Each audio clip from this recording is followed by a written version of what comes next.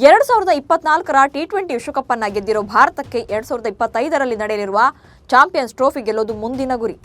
February ಮತ್ತು ಮಾರ್ಚ್ನಲ್ಲಿ ನಡೆಯಲಿರುವ ಈ ಟೂರ್ನಿ ಟೀಮ್ ಇಂಡಿಯಾ ಪಾಲಿಗೆ ಮಹತ್ವದ ಟೂರ್ನಿ ಆಗಲಿದೆ. ಬಟ್ ಈ ಐಸಿಸಿ ಟೂರ್ನಮೆಂಟ್ಗೆ ಸಿದ್ಧತೆಯಾಗಿ ಭಾರತ ತಂಡ 2 ಸರಣಿಗಳಲ್ಲಿ ಮಾತ್ರ 6 ಏಕದಿನ ಪಂದ್ಯಗಳನ್ನು ಆಡಲಿದೆ. ಮೊದಲ ಸರಣಿ ಆಗಸ್ಟ್ 3ರಿಂದ 7ರವರೆಗೆ ಶ್ರೀಲಂಕಾದಲ್ಲಿ ನಡೆಯಲಿದ್ದು, ಎರಡನೇ ಸರಣಿಯು 2025ರ ಫೆಬ್ರವರಿಯಲ್ಲಿ ಇಂಗ್ಲೆಂಡ್ ವಿರುದ್ಧ ತವರಿನಲ್ಲಿ ನಡೆಯಲಿದೆ. ಸೊ 2025ರ ಚಾಂಪಿಯನ್ಸ್ ಟ್ರೋಫಿ ಗೆಲ್ಲಬೇಕು ಅಂದರೆ ಈ 2 ಸರಣಿಗಳು ತುಂಬಾ ಇಂಪಾರ್ಟೆಂಟ್ ಆಗಲಿವೆ. ಆದರೆ ಲಂಕಾ ವಿರುದ್ಧದ ಸರಣಿಗೆ ಭಾರತ ತಂಡದ ಸ್ಟಾರ್ ಕ್ರಿಕೆಟರ್ಸ್ ವಿಶ್ರಾಂತಿ ಕೇಳಿದರು. ಬಟ್ ಈಗ ಟೀಮ್ ಇಂಡಿಯಾದ ನೂತನ ಕೋಚ್ ಗೌತಮ್ ಗಂಭೀರ್ ಸೀನಿಯರ್ ಪ್ಲೇಯರ್ಸ್ಗೆ ಶಾಕ್ ಕೊಟ್ಟಿದ್ದಾರೆ. ಏನದು ಶಾಕ್? ಲಂಕಾ ಸರಣಿಗೆ ಸ್ಟಾರ್ ಪ್ಲೇಯರ್ಸ್ ಕಂಬ್ಯಾಕ್ ಮಾಡ್ತಾರಾ? ರೋಹಿತ್ ಶರ್ಮಾ ಕೊಟ್ಟ ಗುಡ್ ನ್ಯೂಸ್ ಏನು? ಈ ಬಗ್ಗೆ ಹೇಳ್ತೇನೆ. ನಾನು ಶಾಂತ. ನೀವು ಸುದ್ದಿಯಾನದ ಸಬ್ಸ್ಕ್ರೈಬರ್ ಆಗೋದಕ್ಕೆ ಮರಿಬೇಡಿ.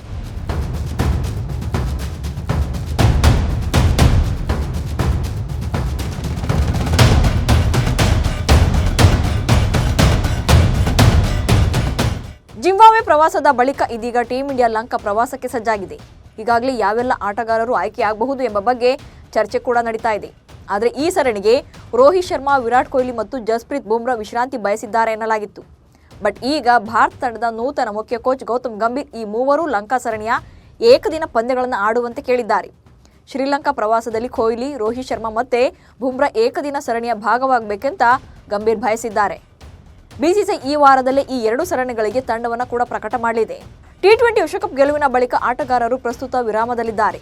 ಹೆಚ್ಚಿನ ಆಟಗಾರರು ತಮ್ಮ ಕುಟುಂಬದೊಂದಿಗೆ ವಿದೇಶದಲ್ಲಿರೋದ್ರಿಂದ ಇನ್ನೂ ಕೂಡ ತವರಿಗೆ ಮರಳಿಲ್ಲ. ಹೀಗಾಗಿ ಈ ಮೂವರನ್ನ ಗಂಭೀರ್ ಸಂಪರ್ಕಿಸಿ ತಂಡಕ್ಕೆ ಮರಳುವಂತೆ ಕೇಳಿಕೊಂಡಿದ್ದಾರೆ. ಅಸಲಿಗೆ ಗಂಭೀರ್ ಈ ಮೂವರು ಆಟಗಾರರನ್ನ ಟೀಮ್ ಇಂಡಿಯಾಗೆ ಮರಳುವಂತೆ ಕೇಳೋಕೆ ಕಾರಣ ಕೂಡ ಇದೆ.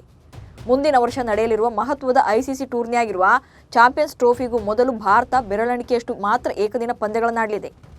ಈ ವರ್ಷ ಶ್ರೀಲಂಕಾ ಸರಣಿಯಲ್ಲಿ ಮಾತ್ರ ಏಕದಿನ ಸ್ವರೂಪದಲ್ಲಿ ತಂಡ ಕಣಕ್ಕಿಳಿಯಲಿದೆ. ಹೀಗಾಗಿ ಗಂಭೀರ್ ವಿನಂತಿಯಲ್ಲೂ ಕೂಡ ಅರ್ಥ ಇದೆ. ಎಲ್ಲ ಆಟಗಾರರು ತಂಡವನ್ನು ಸೇರಿಕೊಂಡ್ರೆ ಐಸಿಸಿ ಪಂದ್ಯಾವಳಿಗಳಿಗೆ ತಯಾರಿ ನಡೆಸೋಕೆ ಗಂಭೀರ್ಗೂ ಕೂಡ ಸುಲಭವಾಗುತ್ತೆ. ಈ ಮೂಲಕ ಬಲಿಷ್ಠ ತಂಡ ಕಟ್ಟಲು ಈಗಿನಿಂದಲೇ ಯೋಜನೆಯನ್ನು ರೂಪಿಸಬಹುದು. ಇನ್ನೊಂದು ಗುಡ್ ನ್ಯೂಸ್ ಏನಪ್ಪಾ ಅಂದರೆ, ಗಂಭೀರ್ ಅವರ ಮನವಿ ಹಿನ್ನೆಲೆಯಲ್ಲಿ ವಿಶ್ರಾಂತಿಯಿಂದ ಹೊರಬಂದು ಸರಣಿಯಲ್ಲಿ ಪಾಲ್ಗೊಳ್ಳೋಕೆ ನಾಯಕ ರೋಹಿತ್ ಶರ್ಮಾ ಸಜ್ಜಾಗಿದ್ದಾರೆ ಎನ್ನಲಾಗಿದೆ.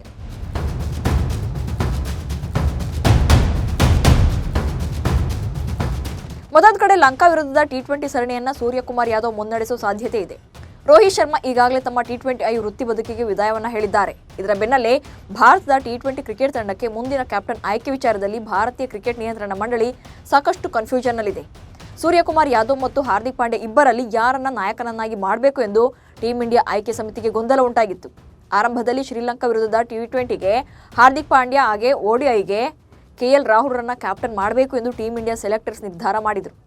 ಆದರೆ ಟಿ20 ಕ್ಯಾಪ್ಟನ್ಸಿ ಸಾಕು, ವೈಯಕ್ತಿಕ ಕಾರಣಗಳ ಸಲುವಾಗಿ ODI ಸರಣಿ ಆಡಲು ಸಾಧ್ಯವಿಲ್ಲ ಎಂದು ಹಾರ್ದಿಕ್ ಪಾಂಡ್ಯ ಹೇಳಿದರು. ಹೀಗಾಗಿ ಹೆಡ್ ಕೋಚ್ ಗೌತಮ್ ಗಂಭೀರ್ ಅಸಮಾಧಾನಗೊಂಡಿದ್ದು ಹಾರ್ದಿಕ್ ಬದಲು ಸೂರ್ಯಕುಮಾರ್ ಯಾದವ್ ಅವರನ್ನ ಟಿ20 ಕ್ಯಾಪ್ಟನ್ ಮಾಡಿ ಎಂದು ಪಟ್ಟು ಹಿಡಿದಿದ್ದಾರೆ. ಇದಕ್ಕೆ ರೋಹಿತ್ ಶರ್ಮಾ ಕೂಡ ಒಪ್ಪಿಗೆ ಸೂಚಿಸಿದ್ದಾರೆ ಎನ್ನಲಾಗಿದೆ.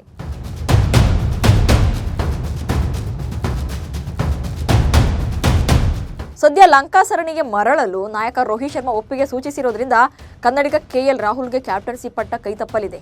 ಯಾಕಂದ್ರೆ ಈ ಮೊದಲು 3 ಪಂದ್ಯಗಳ ODI ಕ್ರಿಕೆಟ್ ಸರಣಿಗೆ KL ರಾಹುಲ್ ಅವರನ್ನ ಕ್ಯಾಪ್ಟನ್ ಮಾಡುವ ಬಗ್ಗೆ ಚರ್ಚೆಯಾಗಿತ್ತು. ಆದರೆ ವಿಶ್ವಕಪ್ ಮುಗಿದ ಬಳಿಕ ವಿಶ್ರಾಂತಿಯಲ್ಲಿರುವ ರೋಹಿತ್ ಶರ್ಮಾ ಕಂಬ್ಯಾಕ್ ಮಾಡಲು ಒಪ್ಪಿಗೆ ನೀಡಿದ್ದಾರೆ ಎನ್ನಲಾಗಿದೆ. ಇನ್ನು ಶ್ರೀಲಂಕಾ ಪ್ರವಾಸದ ಬಳಿಕ ಭಾರತ ತಂಡ ಬಾಂಗ್ಲಾದೇಶ ಪ್ರವಾಸವನ್ನು ಕೈಗೊಂಡು ಟೆಸ್ಟ್ ಸರಣಿಗಳನ್ನು ಆಡಲಿದೆ.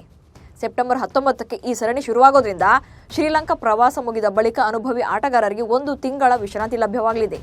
ಹೀಗಾಗಿ ಶ್ರೀಲಂಕಾ ವಿರುದ್ಧದ ODI ಸರಣಿಯಲ್ಲಿ ರೋಹಿತ್ ಶರ್ಮಾ ಮತ್ತು ವಿರಾಟ್ ಕೊಹ್ಲಿ ಪಾಲ್ಗೊಳ್ಳೋದು ಉತ್ತಮ ಅಂತ ಚೀಫ್ ಸೆಲೆಕ್ಟರ್ ಅಜಿತ್ ಅಗರ್ಕರ್ ಮತ್ತು ಹೆಡ್ ಕೋಚ್ ಗೌತಮ್ ಗಂಭೀರ್ ನಿರ್ಧಾರಕ್ಕೆ ಬಂದಿದ್ದಾರೆ. ಇಲ್ಲಿ ಲಂಕಾ ಸರಣಿಗೆ ರೋಹಿತ್ ಶರ್ಮಾ ಬಂದರೂ ಕೂಡ ವಿರಾಟ್ ಕೊಹ್ಲಿ ಈ ಸರಣಿಯಲ್ಲಿ ಪಾಲ್ಗೊಳ್ಳೋದು ಅನುಮಾನವಾಗಿದೆ.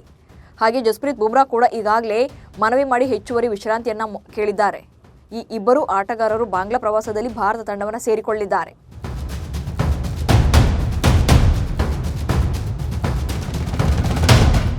ಸ್ನೇಹಿತರೆ, ಶ್ರೀಲಂಕಾ ಪ್ರವಾಸದಲ್ಲಿ ಭಾರತ 3 ಟಿ20 ಹಾಗೆ 3 ಏಕದಿನ ಪಂದ್ಯಗಳನ್ನಾಡಲಿದೆ. ಟಿ20 ಪಂದ್ಯಗಳು ಜುಲೈ 27, 28 ಮತ್ತು 30ರಂದು ನಡೆಯಲಿವೆ. ಇನ್ನು ಏಕದಿನ ಪಂದ್ಯಗಳು ಆಗಸ್ಟ್ 2, 4 ಮತ್ತು 7ರಂದು ನಡೆಯಲಿವೆ.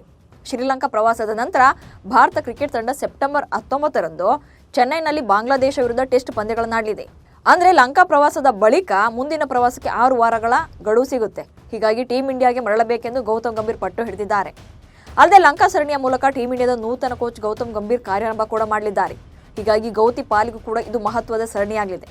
ಈ ಸರಣಿ ಮೂಲಕ 2025ರ ಚಾಂಪಿಯನ್ಸ್ ಟ್ರೋಫಿಗೆ ಬಲಿಷ್ಠ ತಂಡವನ್ನು ಕಟ್ಟುವ ಪ್ಲಾನ್ನಲ್ಲಿದ್ದಾರೆ. ಲಂಕಾ ಸರಣಿ ವೇಳೆ ಟಿ20 ವಿಶ್ವಕಪ್ ಮುಗಿದು ತಿಂಗಳೇ ಕಳೆಯುತ್ತೆ.